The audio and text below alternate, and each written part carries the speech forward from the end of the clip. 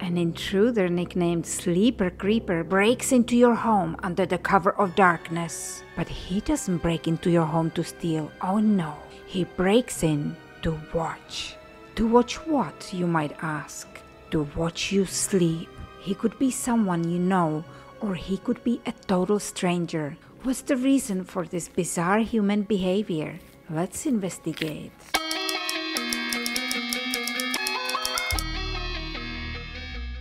Hey guys, welcome to my channel Mystery Inquest. My name is Veronica and I make true crime and mystery videos. If there is something that you are into, then please subscribe and turn all your notifications on so you don't miss any future content. If you are going trick-or-treating, comment below if you are gonna dress up what you are going to be. And because it's still spooky season, we have another spooky video. But this time it's 100% real, guys. And I don't know why I find these cases so frightening, but there is something so creepy about a stranger invading your privacy just to watch you sleep. Oh, guys, let's look at the few cases of these creepy individuals and the possible reasons for this bizarre behavior. Also, the range of sentences for this crime are shocking and it will leave you very surprised. Okay guys, grab your cushion or your pooch or pet and get comfortable because we'll start with the first case of such creeper. For this case, we have to travel all the way to the heart of Europe and the magical city of Prague, the capital of the Czech Republic, a city of 1.3 million people, a famous tourist destination because of its rich history and beautiful architecture. It is also a place where I was born, guys, so that was a little fun fact. Prague is also a pretty safe place to live, but if you are a tourist, you have to watch for the pickpockets and expensive taxi rides. A few months ago, an article appeared in the local press about a strange older man who sneaks into Prague apartments, residences and family homes, and weirdly he just watches people sleep. The creeper was captured on multiple security cameras, just moving around the homes freely without a care in the world. Oh my gosh, you guys, this really creeps me out. Why does he do that? Is he a psycho, a mentally disturbed individual? Is he otherwise dangerous? We will look at some theories later, but for now, nobody knows for sure. However, the police are taking this case very seriously. The police spokesman Jan Rybanský stated that he doesn't think the main reason for the break-ins is theft, because the man, who is between the ages of 55 and 60, only steals occasionally and the things he takes are just petty cash or items of small value. The primary reason for the break-in seems to be the creeper's act of watching people sleep. So far, there are 7 known cases of this weird creeper coming to so-called sleeping houses either at night or in the early morning to watch the inhabitants at their most vulnerable state. In one instance, it was recorded that he creepily sat on the bed of a 9-year-old girl, the daughter of the homeowner, and watched her sleep. The individual must have taken a liking to one particular residence because he broke in twice in 1 year. Yes, oh my gosh. Can you imagine being traumatized by somebody breaking in, but somebody breaking in twice? I mean, that is just crazy, you guys. Sometimes the residents woke up when he was inside, or they were not yet asleep. The creepy dude managed to evade capture by locking himself in an empty room or in another part of the house before escaping. The police are now asking the public for help. Rybanský said, quote, "If you recognize the suspect or if you have any information about his identity, please contact 158. End quote. The suspect is an older man, he is tall and of stocky build, he is clean-shaven and has grey hair. One interesting fact about him is that he has a distinct limp on his right foot. He is facing up to 3 years in prison when caught." This sentence is in so much contrast to our next case, guys. You won't believe it. It is terrifying that he hasn't been caught yet. At least I haven't found any updates about it. So in case you live in Prague or if you are visiting there, please stay vigilant and lock your door. Okay, for our second case, we have to travel to the wealthy city of Saratoga Springs in the state of New York. This adorable little town of about 28,000 inhabitants is famous for horse racing and mineral springs. The city's slogan is, quote, "Health, history, and horses," end quote. We know next to nothing about the known victims or the perpetrator in this case. What we do know is that the victim number 1 was a woman called Nina Helen, who lived with a roommate in an apartment on Caroline Street. The street is full of breathtaking historical property, including a building that looks like a castle. It looks like a pleasant street to live in, among mature trees lining the road. The street's residential area turns into a small business-lined street with bars, pubs, and other stores. There seems to be no parking allowed almost anywhere, but walking the short distance to the bar area is probably a pleasant experience. And that's exactly what Nina, her roommate, and her roommate's boyfriend did that scary night of July 29, 2017. They all enjoyed a good night out and left the bar around 12:45 a.m. to walk the short distance to their apartment. After Nina chatted with her roommate for a while, she went to bed. But just before she actually went to sleep, she locked the front door and her bedroom door. At some point during the night, she was woken up by a click of the light switch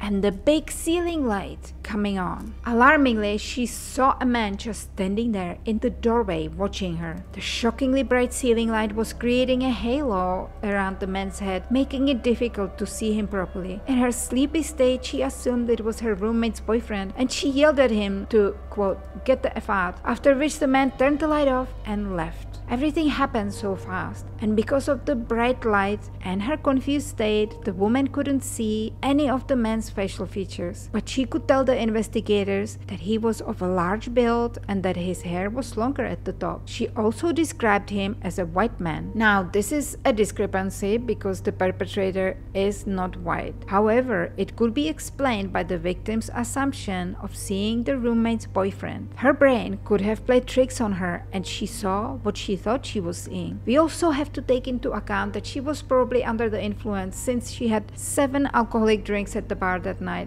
and she just woke up all confused. Nina just rolled over after this and went back to sleep because of the wrong assumption that the intruder was her roommate's boyfriend. But when she woke up at 7 a.m. the next morning, she noticed that the inside doorknob to her bedroom door and the screws were on the floor. Nina then texted her roommate asking if her boyfriend in fact was the man who entered her bedroom, but the roommate told her it wasn't him. Miss Helen then found the second part of the doorknob in the bushes the next day when she walked in an alley next to her apartment. I'm thinking that it was really lucky to find it, and I'm wondering if Nina was purposely looking or how would she know to look there. Anyway, at this point Nina called her landlord, who met her at the apartment and inspected the property. He found pry marks on the front door frame as well as paint and wood chips on the floor by her bedroom. And it was at this point that the victim number 1 realized that someone actually broke into their apartment and called the police. Nina was really freaked out, and although she was glad to be unharmed, she couldn't stop thinking about the incident. Who was the sleeper creeper, the nickname given to him by the residents of Saratoga, and why was he just creeping around her private room and watching her sleep? And was he going to come back? It was just so bizarre. The investigators made note of the door's damage and managed to get a partial fingerprint on the doorknob that was found in the bushes, but there was no match at the time and not much to go on until August 11, 2017, which was just a few weeks later, when the police was called to a fight at the corner of Ludlow Street and Jummel Place. The incident involved our victim number 2, Paul Kisselbrack, and the sleeper creeper. Okay, let's rewind a little bit because we have slightly more information about the residents of this household. The sleeper creeper picked the wrong house to mess with this time because Paul Kisselbrack, now working as a realtor and an occasional actor, is actually a retired detective from the City of Hudson Police Department with 20 years of service. Eat that, sleeper creeper. At the time, he lived at his house at Jummel Place, Saratoga Springs, with his fiancée Kathy Henry and at least one of his daughters that we know of. The area they lived in is also a very beautiful tree-lined street with old houses full of character, and it's in a great location just off busy streets. The truck downtown or the farmer's market is a walking distance away. away. It's very close to Caroline Street and the location of Nina's apartment, the Sleepers Creeper's first victim. Paul testified that on August 11th, 2017, he locked the back door and he and his fiancée, Kathy Henry, went to bed at around 10:30 p.m. And then,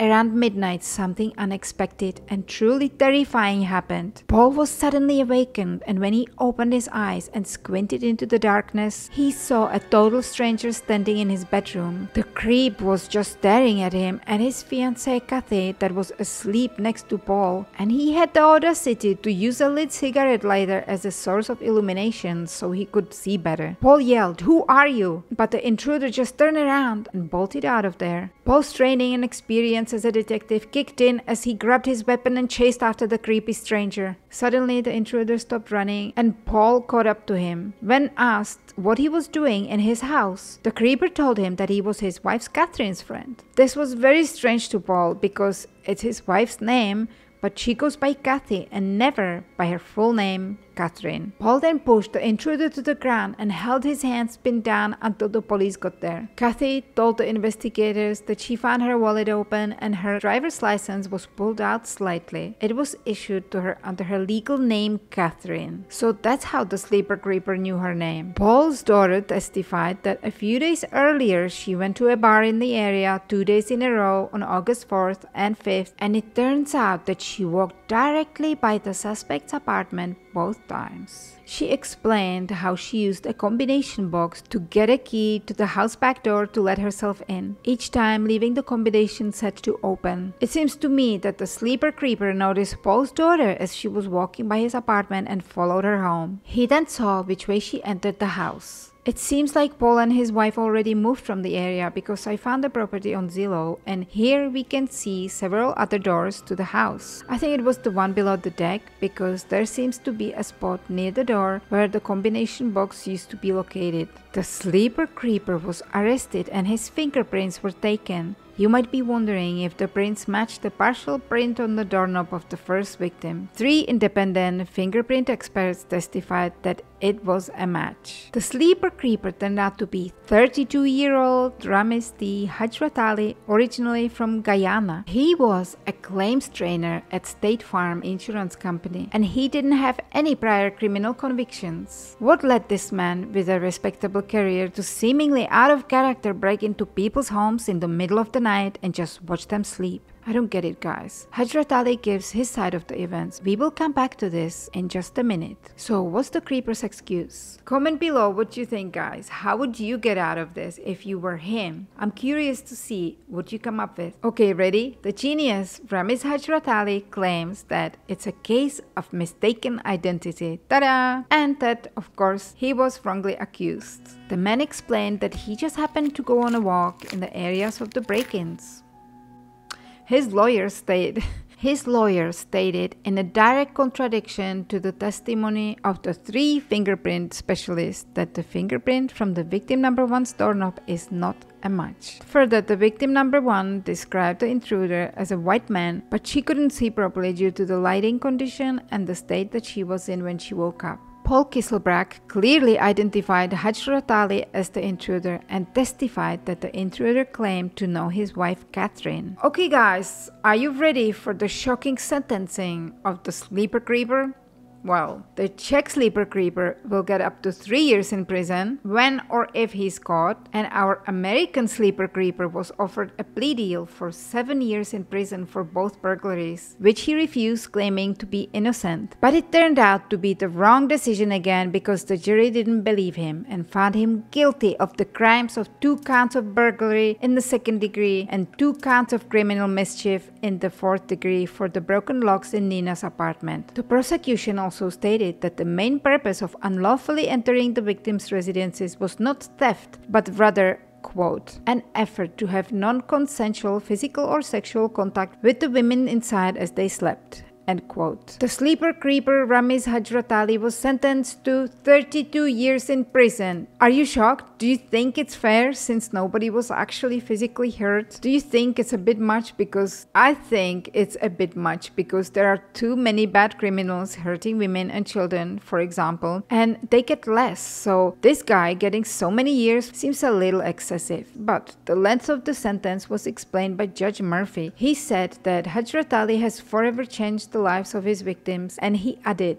quote, "Residential burglaries are particularly frightening and are defined by the state legislature as violent crimes because studies have shown and the legislature has determined that the victims of these crimes react in a way as if they have been subject to a violent act." Murphy said, "As a result, victims identify and exhibit those kinds of characteristics that victims of violent crimes exhibit, including feeling vulnerable, lack of control over emotions, and inability to sleep." End quote. So that makes sense to me because all three victims of the sleeper creeper have suffered mental trauma and anguish as a consequence of the intruder breaking into their home and watching them sleep. Kathy stated that she still suffers from nightmares and anxiety. She said that the kind of lingering fear she experiences is hard to describe. She explained, quote, "There are times when I too open my eyes in the middle of the night. I'm half expecting him standing in the doorway again. That's a creepy thought."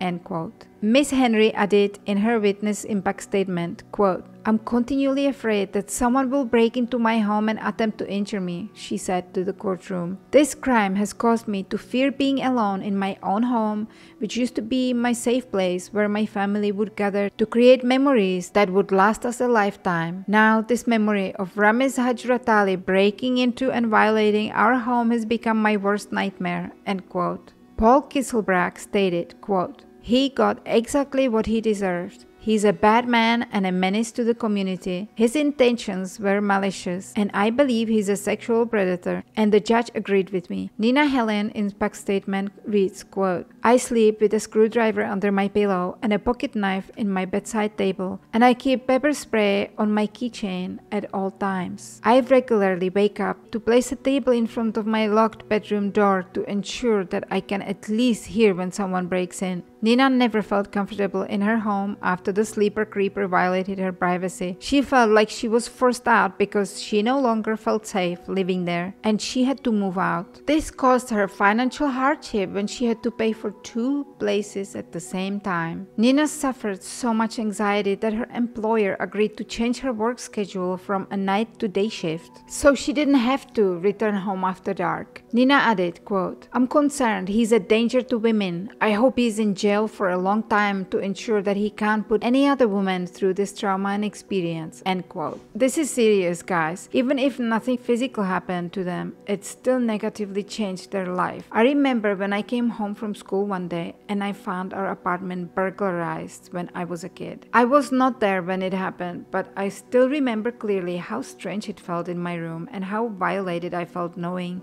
a stranger was there touching my stuff and taking my things. It's real, and I feel for the victims. Hajrat Ali appealed the conviction, again insisting that he was not the sleeper creeper and that the excessive sentence could be classed as cruel and unusual punishment. Only the latter was taken into account, and also that it was his first offense. His sentence was reduced to 15 years punishments for burglary in the second degree that would run concurrently instead of consecutively. Paul Kisselbrach told NBC 13, quote, "There is absolutely zero doubt that this man belongs to where he is now." End quote. Okay, so let's look at some reasons and theories for these sleeper creepers' bizarre behavior. I came up with 3 theories, and if you have other ideas, please comment them down below. Number 3. Human nature is as varied as it's unpredictable, and I can imagine a person who perhaps has some mental health issues committing this kind of act. Basically, some creepy dude that doesn't really know what he's doing. He could have a variety of mental illnesses, or he could be on drugs, perhaps. I think it could be the case of the Prague sleeper creeper, because the guy is older and the case is recent. So either, and this guy is so scary, he has always done it and he was never caught before. I think that's unlikely because I think he would have been caught. Or it's a new behavior. Maybe he has dementia or Alzheimer's or something like that. Because why would someone who lives a normal life suddenly go cuckoo and do this? Anyway, what do you think, guys? Number 2. Another reason might involve individuals who perhaps feel like they have no control in their own life, and breaking into someone else's home and watching people sleep gives them the ultimate control by having the sleeping individual's fate in their hands. He or she might like the feeling that if they wanted to, they could just easily decide if the sleeping person lives or dies.